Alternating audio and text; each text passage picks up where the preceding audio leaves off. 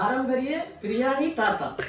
இன்னைக்கு இந்த மெத்தட்ல நான் வந்து மட்டன் குருமா பண்ணியிருக்கேன். பேத்தி இவன் இன்னைக்கு எனக்கு மட்டன் சாப்பிடணும்னு சொன்னான். அதனால இன்னைக்கு மட்டன் பண்றோம். மட்டன் மசாலா பண்ணுவோம் நாங்க. அவன் மட்டன் சாப்பிட ஆசைப்பட்டா, அதனால நான் பண்றேன்.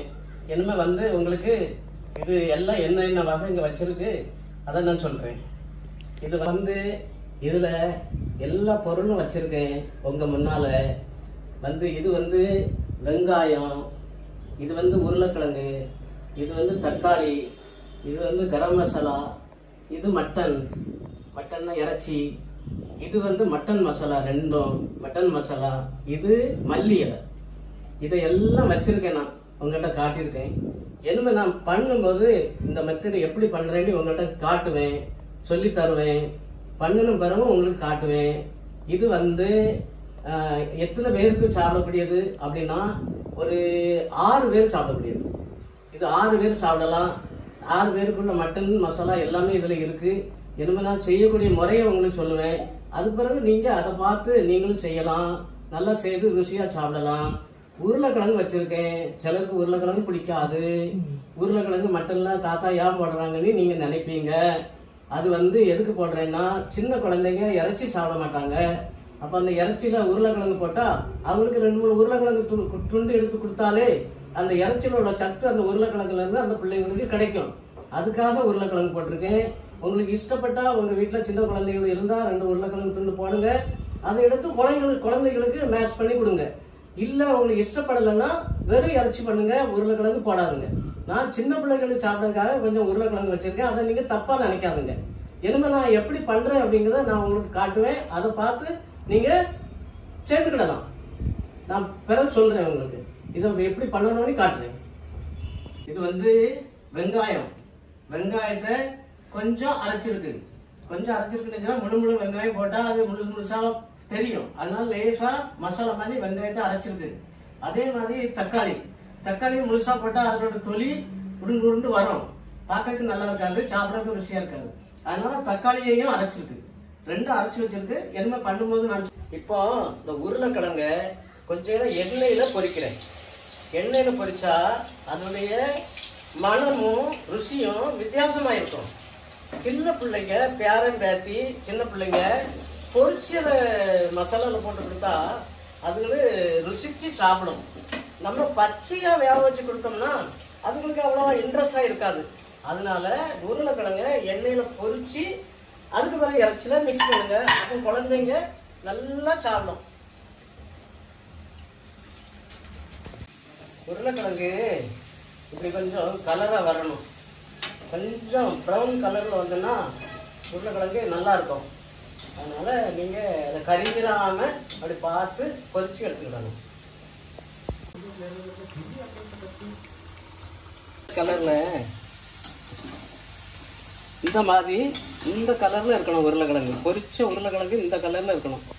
இதோட கரிஞ்சிரையும் கூடாது, பச்சையாட்டும் இருக்கக்கூடாது. இது எதுக்காக பண்றோம்னா குழந்தைகளுக்காக இந்த உருளைக்கிழங்கை நம்ம இப்படி பொரிச்சு எடுக்கிறோம். இதை வந்து மட்டன் கூட சேர்க்கும் போது அந்த மட்டன்ல உள்ள ஜூஸ் வந்து உருளைக்கிழங்குல வந்துடும். பிள்ளைங்க, சின்ன பிள்ளைங்க இறைச்சியை சமைச்சு சாப்பிடாது. அதனால அதுங்களுக்கு 4 துண்டு உருளைக்கிழங்கு கொடுத்தாலே அந்த இறைச்சியில உள்ள சத்து இதுல வந்துடும். அதனாலதான் அந்த உருளைக்கிழங்கு போடாது. யாராவது விரும்பி போட்டு சாப்பிடணும்னா குழந்தைங்களுக்கு கொடுக்கணும்னா போடுங்க. இல்ல வேண்டாம்னா உங்களுக்கு தனி மட்டன் பண்ணியே நீங்க சாப்பிடலாம். இறைச்சி தனியா போட்டும் சாப்பிடலாம். முதல்ல வெங்காயம் யூஸ் பண்ணணும். வெங்காயத்தை நல்ல எண்ணெயில வறுக்கணும்.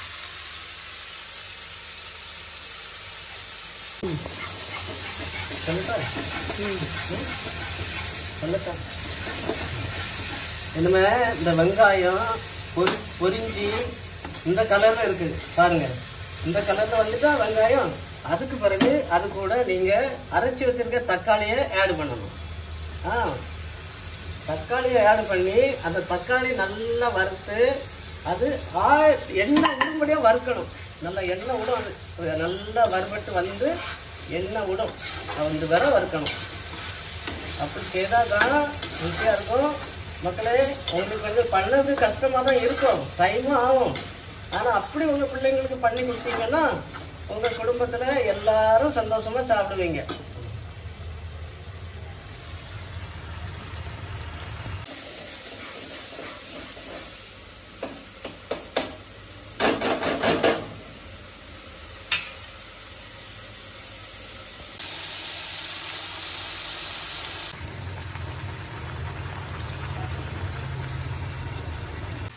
இப்போ தக்காளி நல்லா எண்ணெயில் வசங்கி நல்ல கலராக வந்துட்டு, சிவப்பு கலராக வந்துட்டு, இப்போ நல்ல எண்ணெயில் நல்ல தக்காளி வறுபட்டுட்டு. இப்போ அது கூட நான் வந்து கரம் மசாலா யூஸ் பண்ணுறேன்.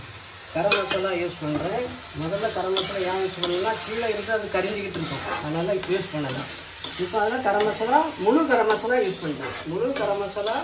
யூஸ் பண்ணியிருக்கேன் மணத்துக்காக. அதுக்கு பிறகு இது வந்து மட்டன் மசாலா, கையாளுது மட்டன் மசாலா இது பண்ணியிருக்கேன். பார்த்து இன்னும் யூஸ் பண்ணுவேன். இதுவும் மட்டன் மசாலா தான், 2 மட்டன் மசாலா யூஸ் பண்ணியிருக்கேன். இதை இதில் சேர்த்து வறுக்கணும்.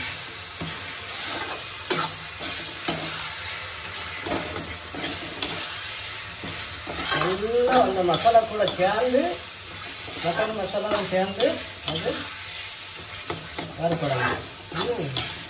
நீங்கள் எப்படி வறுக்கணும் அதில் தான் அது நல்லாயிருக்கும்.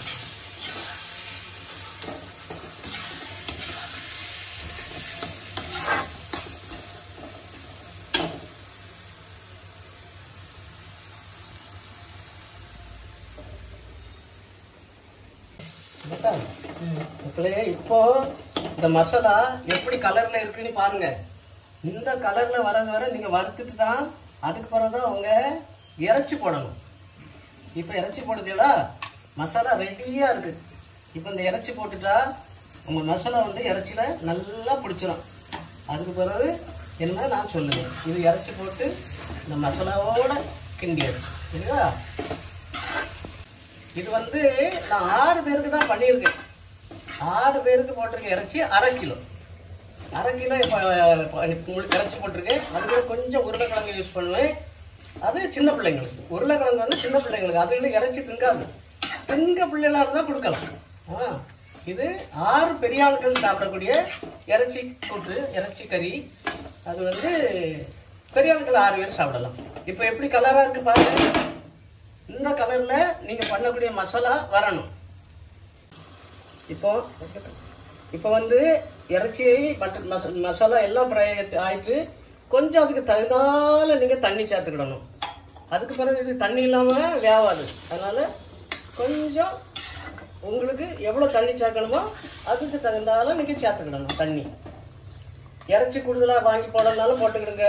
மெட்டீரியல் நான் சொல்லிவிட்டேன், அது மாதிரி நீங்கள் கூட்டி குறைச்சி பண்ணிக்கிடலாம். என்ன இப்போ என்ன கலரில் இருக்குது பார்த்தீங்களா, இறைச்சி இந்த கலரில் இருக்கணும். இதை வந்து எதுவுமே ஒரு 2 சிட்டி குக்கரில் 2 சிட்டி பண்ணணும். ஏன்னு கேட்டால் இறைச்சி வந்து நல்லா மகிழ்ந்து வேகணும். அப்போ தான் சாப்பிட்றது மெதுவாக இருக்கும். இது நம்ம பாத்திரத்தில் வச்சோம்னா அவ்வளோ சீக்கிரமாக பஞ்சு போல் வேகாது. அதனால் இது ஒரு குக்கரில் வச்சு 2 சிட்டி நீங்கள் அடிச்சுக்கிடுங்க. என்ன கேட்டால் இது வந்து மட்டன்லாம் இறைச்சிலாம் சீக்கிரமாக வேகாது. அதுக்காக நான் குக்கரில் வச்சுருக்கேன்.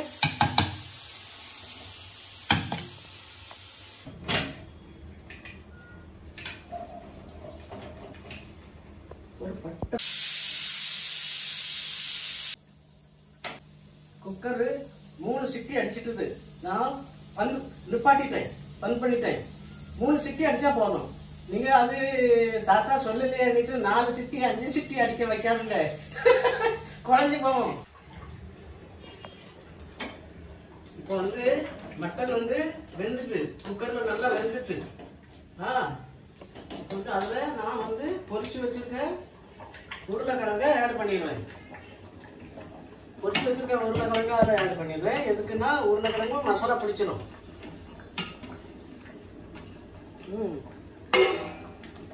உருளைக்கிழங்கு போட்டு லேசாக அப்படி கிண்டி விட்டுட்டா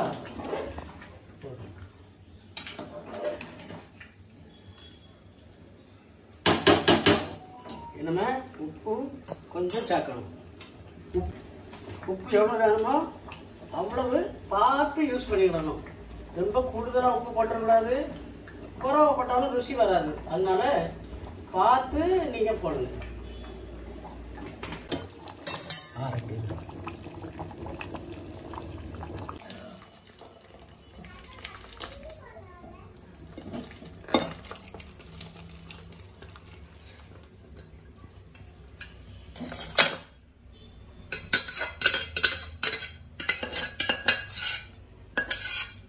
வந்து கொத்தமல்லி இலை கொஞ்சம் அப்படி மிக்ஸ் பண்ணிக்கிடுங்க.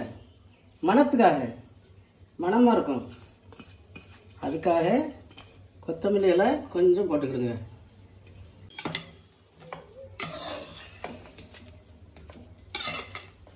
இது வந்து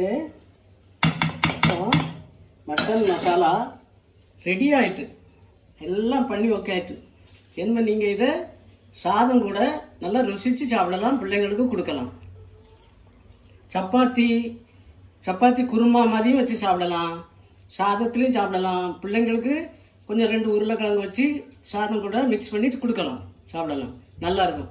இதே மாதிரி நீங்கள் உங்கள் வீட்டில் செய்து பார்த்து சமைச்சு சாப்பிடுங்க. என்ன மக்களே நீங்கள் வந்து இதை பார்த்து அது எப்படி நான் பண்ணியிருக்கேன்னு பார்த்து இந்த ரெசிபி இந்த மெத்தடை பார்த்து சந்தோஷப்பட்டு இது நல்லா இருக்குது, நல்லா பண்ணியிருக்கீங்க அப்படின்னு இருந்துன்னா நீங்கள் சந்தோஷப்பட்டு என்னமோ உங்களுக்கு எந்த மீன் வேணுமோ என்ன பொருள் செய்து காட்டணுமோ அதை எனக்கு நீங்கள் கமெண்ட் பண்ணி சொல்லுங்க. சொன்னால் நான் அடுத்த வீடியோவில் வந்து நீங்கள் கேட்டதை செய்து காட்டுவேன்.